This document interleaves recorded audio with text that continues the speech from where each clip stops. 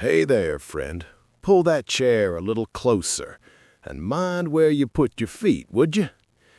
I know it looks like regular old floorboards under you, just dry wood and nails and 20 years of dust, but after what happened last winter, I can't look at this house without thinking about what's underneath it. Not the pipes, not the wiring, not even the spiders the size of your thumb knuckle. I mean the space itself. The crawl space, they call it. Like a joke you don't get until you're on your hands and knees in the dark, wondering what else knows the way down there. You can probably tell from the way the porch leans, this isn't exactly new construction. It's one of those cheap rentals thrown up on blocks back in the 80s on a bit of land nobody wanted. Just high enough off the ground that the winter wind can whistle under it and make the floor feel like a drum. When I first moved in, the landlord told me not to worry about the space under the house unless a pipe burst. "Stay out of there," he said, laughing like it was some kind of liability joke. "You'll just freak yourself out." I thought he meant rats. I wish he'd meant rats. First few months were fine. I worked nights at the warehouse, slept during the day, and this place was just 4 faded walls, a sagging roof, and a patchy yard where the grass kept giving up. The only strange thing I noticed was the way sound carried here. When a truck went by on the distant road, you didn't just hear the engine, you felt it as a low, lazy tremor in the floor, like the house had a heartbeat it borrowed from passing traffic. I told myself it was kind of comforting, like the place was breathing with me while I dozed on the couch. Then winter crept in. The kind of winter that doesn't care what the calendar says. Nights got longer, colder, quieter. The wind found new ways to talk to the siding. The heater coughed like a lifelong smoker. And the floor, this floor right here, started to have its own ideas. I remember the first night I heard it clear.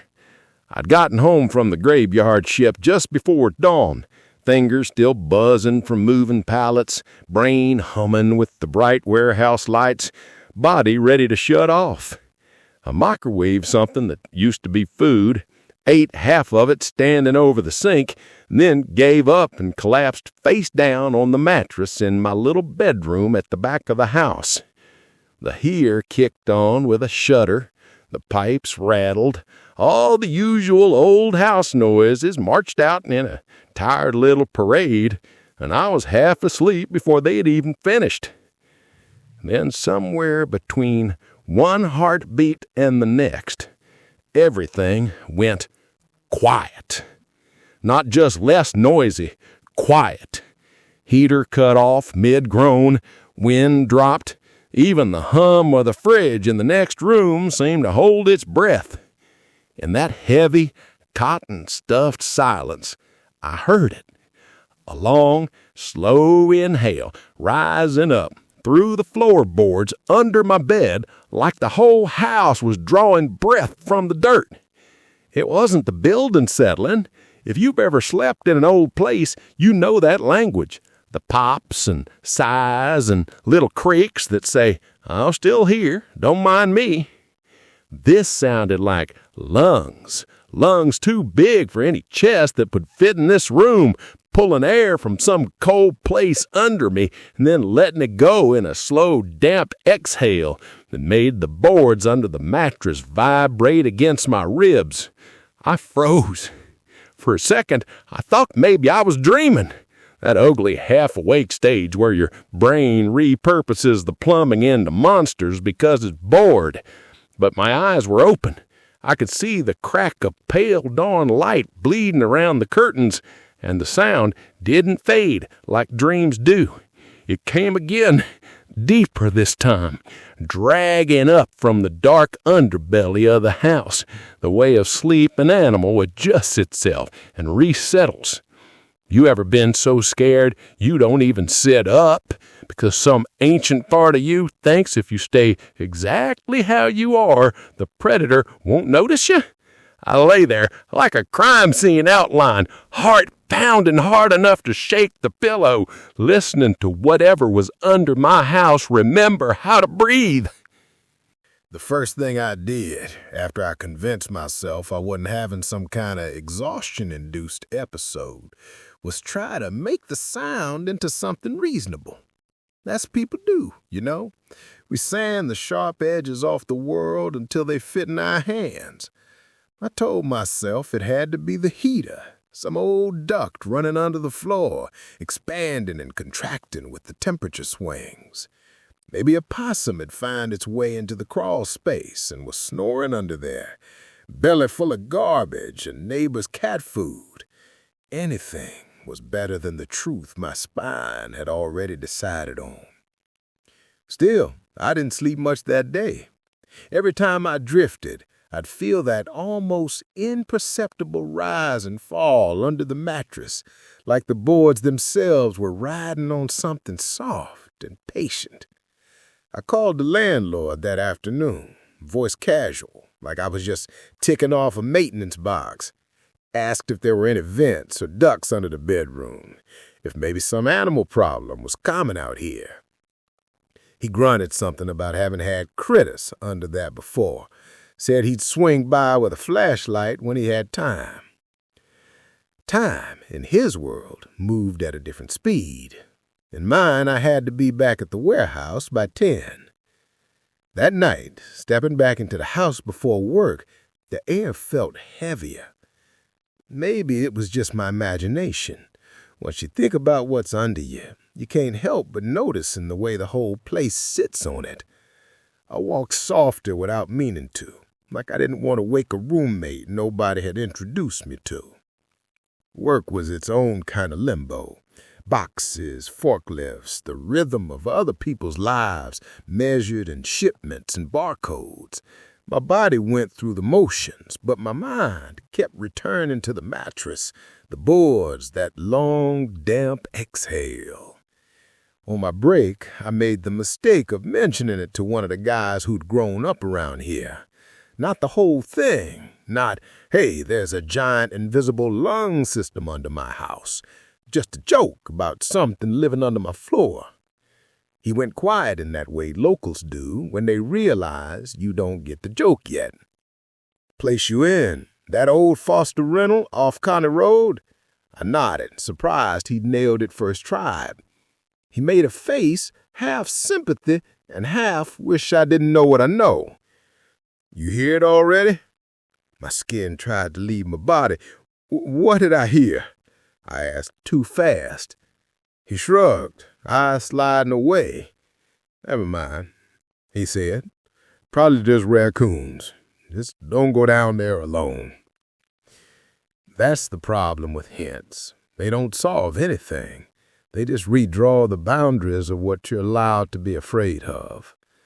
By the time I drove back home in the dark, the idea of this place being famous, even in a quiet way, for something under it had dug itself in behind my ribs. I unlocked the door, stepped inside, and just stood there in the tiny entry, listening. The heater hummed, the refrigerator buzzed, the wind scratched polite fingers along the siding. Normal. I took a few steps down the short hall toward the bedroom. The air felt different again, cooler, heavier, like I'd stepped onto a different level in the building, even though the floor was flat. When I reached the bedroom door, I didn't flip the light on right away. Just stood there in the doorway, eyes adjusting to the gray shape of the bed, a shadow under it blacker than it needed to be. For a long moment there was nothing. Then, as if my presence had been the missing piece in some slow-turning mechanism, I felt it again. A long, slow inhale, starting somewhere below the joist, dragging coolness up to the frame of the house, followed by a wet, rattling exhale that made the loose glass in the window shiver. that was louder this time. No way to pretend it was pipes or ducts, not when it came in such steady rhythm, not when the time between breaths was just long enough to let my hope build and then crush it again. I flipped on the light like that would change anything. Bathe in the room in tide yellow. Bed, floor, nothing to see. But the sound didn't care about the light. It kept going, slow and patient, like whatever owned it was dreaming, not yet aware it had an audience. You ever have that fight in your head between the part of you that wants to know and the part that's absolutely sure knowledge is the last thing you should be chasing? Standing there with the bedroom light on and the house quietly breathing under me. Curiosity and common sense squared off like two drunks in a parking lot. Common sense said call someone. Call the landlord. Call animal control if you have to. Just don't be the idiot who gets on all fours and sticks his head into the dark. Curiosity pointed out very reasonably that the landlord was never going to crawl under this house himself at 1 a.m, and that I didn't have the money to keep calling strangers every time the building made a new noise. Besides, it whispered, you've been scared of worse things at work. You can handle a possum. So I did what men in bad stories do. I got a flashlight. The crawlspace access was in the utility room off the kitchen, a square, cut-out floor under the water heater with a panel over it that looked like it hadn't been moved since the last good decision was made in this county. I pulled it up, and a wave of air rolled out. Cold, dirt wet, and still. The kind of still that makes you feel like you've just opened the tomb. The flashlight being cut through dust motes and old cobwebs, tracing the beginnings of a narrow, low tunnel of space under the house. Floor joists like ribs, concrete blocks like vertebrae, just high enough to belly crawl if you were desperate or stupid. The breathing was louder with a hatch open. Not in my ears, but in my bones. Each inhale seemed to pull at the edges of the opening, a gentle suction, and each exhale puffed a faint mist of cold up into the warm utility room. I knelt there a long time with the flashlight in my hand, not moving, fighting with myself. All the stories I'd ever laughed at, kids in haunted houses, campers in the woods, people who investigate noises instead of leaving, suddenly felt less funny. In the end, it wasn't bravery that made me swing my legs into the hole. It was a kind of stubborn anger, the same feeling you get when a car tailgates you for miles. This was my rented box of wooden drywall, my thin mattress, my bad sleep. Whatever was under here didn't get to own my nights without at least letting me look it in the face. I eased myself down, elbows and knees on cold, packed earth, flashlight beam jittering ahead of me. The underside of the house was worse than I'd imagined, not because of what was there, but because of what wasn't. No pipes dangling, no nests, no little eyes catching the light and scurrying away. Just empty space under a sleeping animal made of lumber.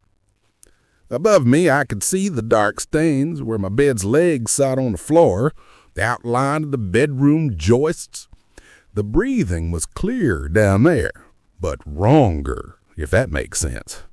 Up in the bedroom, it had sounded like it came through the floor. Down here, it felt like it was seeping in from the dirt itself. Each inhale made the loose soil under my palms tremble. Each exhale left a faint condensation on the beams, like the earth was exhaling into the house. I crawled toward the middle of the space, the wood groaning slightly above me with each shift of my weight. The flashlight picked out old candy wrappers, a dropped screw. The skeleton of a mouse turned to a clean white shape in the dust. No obvious hole, no burrow, no tunnel where a big animal could have squeezed in. The smell, though, got stronger. A deep, loamy scent shot through with something sour and old, like breath that never saw daylight. When the next inhale came, I felt it move right through my chest like a low-frequency sound. And for one moment, my own lungs wanted to match it, to fall into that slow, massive rhythm. That shook me more than anything I could have seen. I don't remember scrambling backwards, not in detail. One second, I was staring at the dark patch of ground directly under my bed frame. The next, I was back in the utility room, slamming the panel down over the opening like I could trap the cold air under it. I sat there on the linoleum, back against the water heater, breathing hard and fast in my own little panic tempo, while the house below me kept breathing slow and steady, out of sync with anything human. After that, things didn't get better or worse right away. They just settled, like a bad habit settles into your life until it feels like part of the furniture. The house breathed. I tried not to. Days, it was easier. Sunlight shrunk the shadows under the bed to something I could step over without thinking too hard. I'd tell myself stories while I washed dishes or folded laundry. It's just ground moisture, just wind patterns, just your tired brain making big shapes out of small noises. Nights, especially the dead stretch between 2 and 4, when even the highway went quiet, those stories didn't hold. I started sleeping on the couch, telling myself I'd just fallen asleep watching something, but I always killed the TV before I closed my eyes. Didn't like the idea of that flickering blue light drawing attention from below. The landlord did eventually show up, 3 weeks and 2 voicemails later, middle of the afternoon, while I was stumbling around with a coffee, trying to remember which end of a day I was supposed to be awake on. He was one of those men who looked like they'd been carved out of an older man and left to dry in the sun. Leathery face, permanent squint, hands like knots of rope.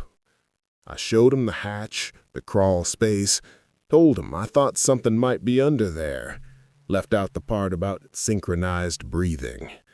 He grunted, popped the panel, and shined his own little flashlight down there without so much as a flinch. "Looks fine," he said after a minute. "No sagging, no water. Had a possum or 2 back in the day, but I don't see droppings now. You're good." I asked, trying to sound casual, if anyone had ever complained about sounds, about the floor moving, about feeling something under the bedroom. He paused then, just for a heartbeat, before he slammed the hatch shut. "Old house is caulk. If you don't like the conversation, you can always move. But if you're planning on staying, best not to listen too hard. That's my advice." It was a non-answer, but his eyes, while he said it, were enough. Not afraid, exactly, just resigned. Like a man whose job puts him near a dangerous dog he's learned to ignore as long as he stays behind the fence. That night, on my way into work, I cornered the local guy again, the one who'd asked if I'd heard it yet.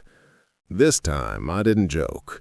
I told him about the breaths, about the floor shivering under my mattress, about the way it had felt in the crawl space, like the earth itself was practicing inhaling through my house. He listened without interrupting, jaw tight. When I was done, he scratched the back of his neck and stared at a spot on the warehouse wall like he could see my place through it. He said, "My cousin lived there a while, years back, before Foster bought it, when some other guy owned half that road."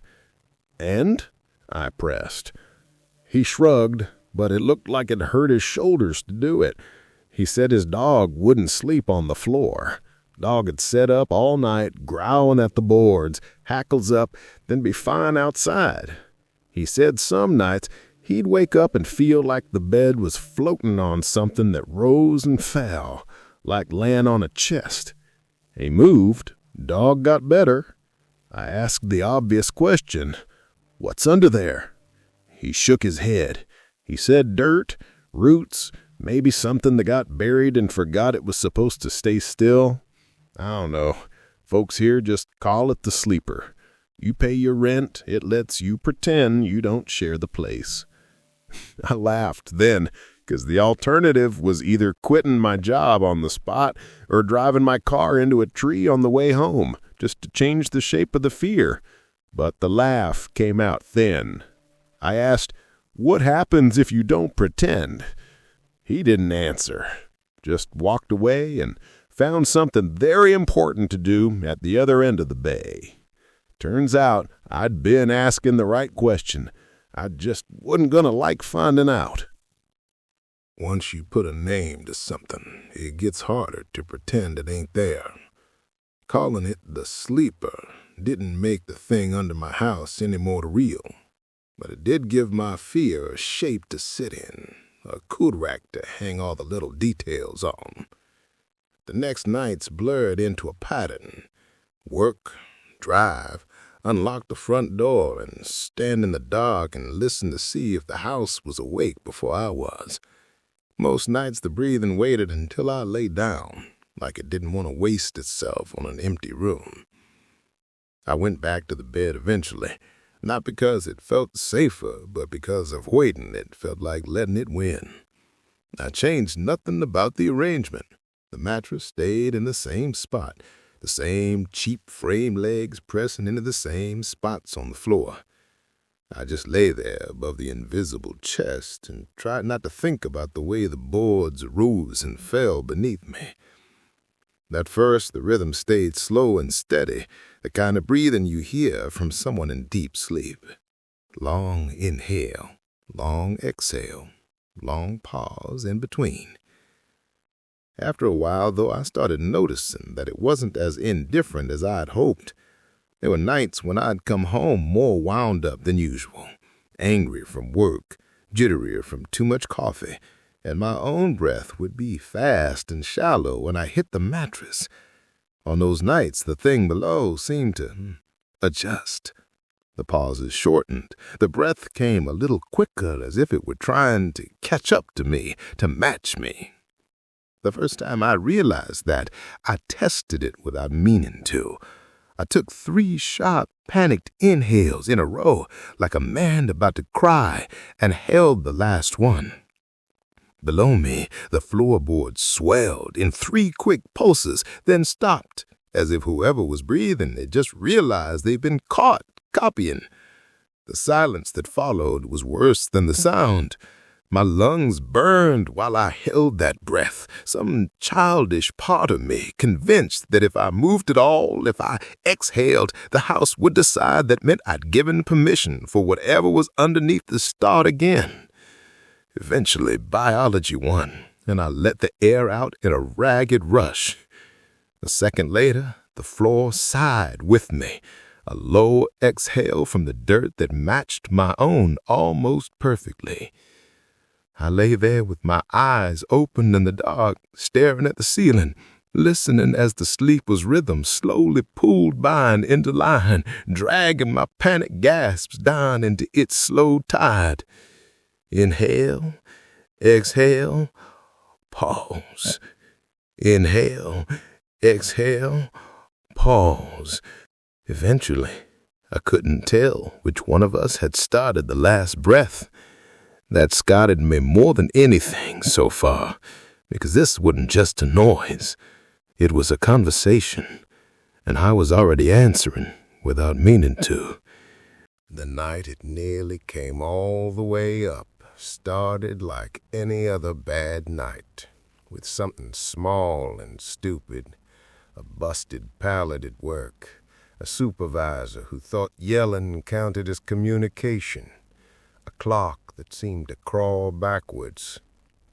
By the time I stumbled out into the employee lot, my nerves were already rubbed raw. The drive home was a smear. Headlights, empty road, radio turned low to some late-night host talking about things that didn't matter. As soon as I turned into my road, though, the familiar dread settled on me like a second skin. The house set at the end of the lane, darker than the others, a squat shape on blocks with no porch light on. I stood in the yard longer than I should have, keys cold in my hand, watching my own breath fog the air while the world around me held still. When I finally went inside, the air was cooler than it should have been. I checked the thermostat, the heater. Nothing obviously wrong. The quiet felt thick. I walked down the short hall to the bedroom, and this time I didn't hesitate at the door. Flipped the light on, tossed my bag in the corner, and sat on the edge of the bed like I was daring the floor to say something. It obliged. The first inhale that rose up through the boards was deeper than I had ever felt it. A slow, pulling draft that seemed to lift the mattress by a fraction of an inch, like the whole room had just risen on someone's chest. The exhale that followed came with a low, almost inaudible sound, something between a moan and the rumble of distant thunder. I should have left. Every sensible part of me knew that. I should have grabbed my keys, walked back out into the cold, and gone to sleep in the car like a sane coward. Instead, I lay back on the bed, spread out flat, as if I were offering the house a full surface to work under, and started talking. Not loud, not brave, just a tired man spilling words into the dark because silence had stopped feeling safe. I told it I knew it was there. Told it I'd crawled under the house and felt it in the dirt. Told it I didn't know what it was, didn't care if it was a sinkhole or a ghost or some old thing with a name nobody used anymore. Told it I needed to sleep. As I spoke, the breathing changed again. It lost that lazy, indifferent quality and took on a kind of attention. Each inhale seemed to line up more precisely under my own ribs. Each exhale timed a heartbeat after mine. The pauses shrinking until it felt like we were sharing a set of lungs awkwardly, one after the other. The boards under my shoulder blades flexed with every rise, and for the first time I felt a warmth coming up from below, something damp and body temperature spreading through the frame. Without thinking, I put my hand flat against the mattress, fingers splayed, like you might put your hand on someone's chest to feel them breathe. The bed moved under my palm, up and down, strong and slow, and so close to my own rhythm that I almost lost track of whose pulse I was counting. Somewhere in that weird, shared cadence, another sound slipped in, a faint, wet clicking, like joints working for the first time in a long time.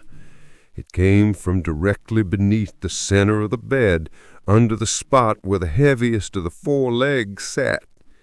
On the next inhale, the whole frame creaked, and I felt that leg rise just enough that the others took on more weight, as if something underneath were pushing up with more than just breath. I snapped then, in the way a man does when his fear finally outruns his exhaustion. I rolled off the bed and hit the floor hard in my throat, eyes locked on the spot where I had been laying. The mattress dipped in the middle without me, forming the outline of a body that wasn't there, pressed down from below instead of above. The breathing didn't stop. It just sounded a little amused. I didn't sleep at all after that. I spent the rest of the night on the cold kitchen chair with every light in the house on, listening to the faint, distant rhythm of the sleeper under my room, feeling it through the soles of my feet whenever I forgot and put weight down. By the time the sun bled into the sky, my eyes felt like they'd been sanded. I called in sick for the warehouse, voice hoarse, and sat there with the phone still in my hand, staring at the hallway that led back to the bedroom like it was the throat of some animal. I knew something had changed. It wasn't just a weird house noise anymore, not some passive, half-asleep thing I could ignore as long as I didn't poke it. Whatever lived in the space under my floor had taken an interest in me now, enough to press up through wood and springs and show me the absence of my own weight. That thought solidified into one clear decision. I wasn't sleeping in that room again. You can call it surrender, if you like. I called it drawing a line. I dragged the mattress out into the living room that afternoon, swearing at it every time it snagged the door frame, and dropped it right here, between this couch and that far wall, as far from the bedroom as the tiny house allowed. The floor still sat on the same foundation, sure, but it made me feel like I'd stepped off its chest and onto its shoulder at worst. That night, I lay in the new spot, staring at the ceiling fan that didn't work, listening for any sign that the breathing had followed me. For a while there was nothing. The wind outside found its voice again, rattling the loose siding, and a far-off truck gave the floor a half-hearted tremor. But the slow, deep inhales I'd grown used to under my ribs didn't come. I almost allowed myself to relax. Almost. Sometime near 3 in the morning, when the world was at its thinnest, I heard it again. Not under me this time, but from down the hall, from the bedroom. It was fainter at this distance, but unmistakable. A low, patient breath rising up through the abandoned floorboards like the sound of someone sleeping in a room you've just left. I lay there and counted them. 10, 20, 30 breaths, all in the same slow, steady rhythm. Never speeding up, never faltering. The mattress in the other room creaked once all by itself, an empty bed adjusting the weight it didn't have. The worst part wasn't that it hadn't followed me. The worst part was the realization that it didn't need to. The sleeper wasn't haunting me. I was just the latest idiot to choose to sleep on its rib cage. Moving the mattress hadn't moved the problem. It had only reminded me that no matter where I put my head, I was still in its house. That's when the idea took root. Stupid and simple and irresistible. If it cared that much about the bed, maybe it would care if I took it away. Not just drag it into the living room, but out. Off its chest completely. Get it off those boards and onto solid ground where there was nothing beneath but dirt that didn't inhale on its own. Somewhere in the back of my mind, a little voice whispered that I was about to start a fight with something that had never once acknowledged me out loud and still had the home field advantage. The louder voice, the one running on no sleep and too much fear, said, "Good. Let it notice." It was a bad plan, and I knew it. But that's the thing about living too long with something that only moves when your eyes are closed. You start wanting any kind of reaction you can get, just so you know what you're really dealing with. The next evening, before work, I dragged a mattress all the way out of the house, hauled it through the front door, down the little set of crooked steps, and dropped it in the patchy yard the way a man might drag a drunk friend out of a bar that's about to get shot up. The neighbors probably thought I'd finally given up and decided to sleep under the stars. I stood there, breathing hard, and looked back at the house. From the outside, nothing about it had changed. Same peeling paint, same sagging roofline, same blank bedroom window over the spot where the bed used to sit. but the air around it felt different, like the stillness before someone coughs. I went to work that night with my nerves buzzing. Every pallet and box was just something my hands did while my mind replayed the image, that empty room, and the mattress lying out in the yard like bait. When I came home just before dawn, the first thing I did wasn't go inside. I walked straight to where I'd left the mattress. It was still there. Half-frozen dew glittering on the dirty fabric, no claw marks, no drag trail, no obvious sign that anything in the house below it noticed I'd stripped it of its favorite weight. For a second I felt ridiculous, standing in my yard, staring at a piece of trash furniture while my breath smoked in the cold. I almost laughed. Then I heard it. Not from under the house this time. From inside it. A low, angry groan rolled through the walls, not like breath, not like anything mechanical, more like the sound an old man makes trying to get out of a too-deep chair. The siding creaked, the front steps shuddered under my feet. From the underside of the house came a new sound altogether, not the steady inhale and exhale I'd grown used to, but a dragging, scraping noise, like something heavy was shifting position for a real long time. I backed away without meaning to, boots crunching in the frost. The entire structure seemed to settle lower on its blocks for a heartbeat, then rise a fraction of an inch, as if whatever was under there had finally decided to roll over. For one insane moment, I pictured the whole place standing up, shaking off the dirt and walking on whatever passed for its legs. That didn't happen. What did happen was somehow worse. The breathing came back all at once, a single enormous inhale that made every window bow inward and every nail complain, then an exhale that forced a blast of cold, damp air out from under the house in a visible fog, wrapping around my ankles like fingers. The message, if you can call it that, was clear enough even for me. It had noticed.